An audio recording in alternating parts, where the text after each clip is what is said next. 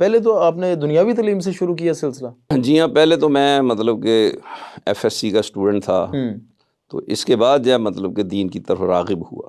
صحیح۔ وہ بھی والدین کی دعاؤں کا نتیجہ ہوا کہ یہ مطلب کہ والدین جو ہیں یہ 74 تقریباً جو ہیں حج پر گئے ہیں، تو والد صاحب نے بالخصوص اپنی اولاد کے لیے ہدایت کی دعا کی، اور ہم بھائی جو ہیں کوئی بھی نماز نہیں پڑھتا تھا۔ صحیح۔ وہ کڑتے تھے، بہت زیادہ کوشش کرتے تھے، محنت کرتے، لیکن کوئی فائدہ نہیں ہوتا تھا۔ دعائیں کی ہیں تو اللہ تعالیٰ نے ان کی دعاؤں کے نتیجہ میں جو قبول ہوئیں، تو ہم بھائی جو ہیں وہ خود بخود نمازی بن گئے۔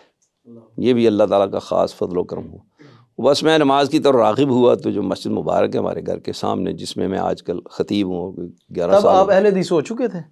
نہیں، جب میں نے نمازیں شروع کی ہیں تو اس کے بعد جو ہے مولانا عبداللہ اصغر صاحب جو اس وقت شیخ الحدیث ہیں مدرسہ دارالحدیث کے، ابھی بھی ہیں وہ؟ ابھی بھی ہیں، حیات ہیں۔ اچھا، ماشاءاللہ۔ تو وہ جو ہیں وہ امام صاحب بھی تھے اور ہمارے استاذ تھے کہ ہم نے ان سے قرآن مجید پڑھا تھا۔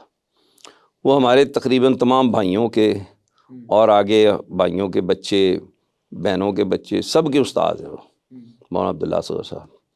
اور میں سمجھتا ہوں کہ ساہیوال ڈویژن میں ان جیسا کوئی لائق، فائق، ذہین، فتین آدمی نہیں ہے، علوم و فنون میں بہت ماہر آدمی، لیکن گمنام ہے۔ صحیح۔ مٹے ہوئے آدمی ہیں، بہت زیادہ اللہ کی عبادت کرنے والے ہیں، 12 سال کی عمر سے وہ تہجد گزار ہیں۔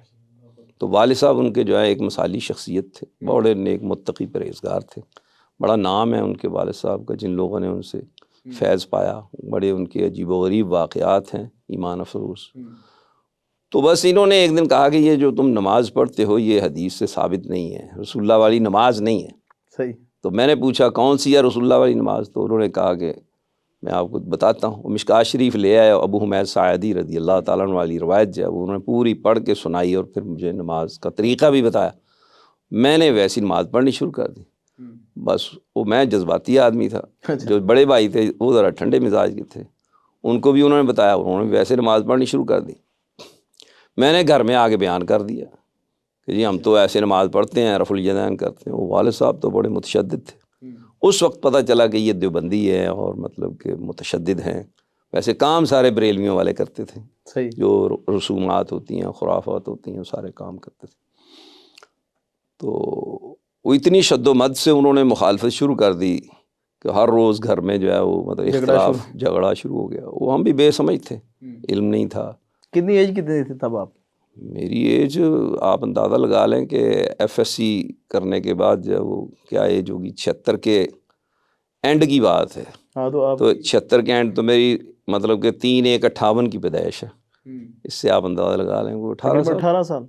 تو آج کل تو 18 سال کے بچے کو موبائل سے ہی فرصت نہیں ہے۔ وہ اصل وجہ یہ ہے کہ ہم نے ماحول ہی ایسا دیا ہے، کچھ معروضی حالات ایسے پیدا ہو گئے۔ ویسے تو میرا بیٹا جو ہے خزیمہ، وہ پڑھتا رہا مہنتا والا میں، اس کو ہم نے موبائل نہیں لے کے دیا۔ جب وہ یونیورسٹی میں گیا اسلام آباد تو پھر ہم نے اس کو موبائل لے کے دیا، کہ وہ ضرورت تھی، مجبوری تھی، ورنہ اس وقت تک اس کے پاس سادہ موبائل بھی نہیں تھا بٹنوں والا۔ کوشش تو کی ہے۔ اب یہ میرا بیٹا ہے قطبہ، سب سے چھوٹا بیٹھا ہوا ہے، تو اس کے پاس بھی موبائل نہیں ہے۔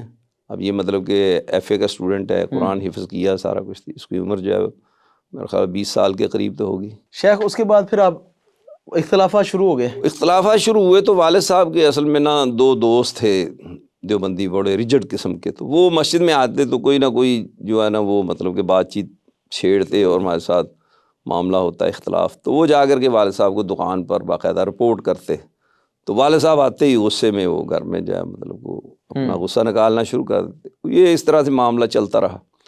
اور پھر ہماری آپس میں تکرار، اور پھر جو ہے ان کے سامنے مطلب کہ دلائل پیش کرنا، تو مجھے بار بار مولانا عبداللہ صاحب سے مراجعت کرنا پڑتی تھی حوالے کے لیے، کسی بات کے لیے۔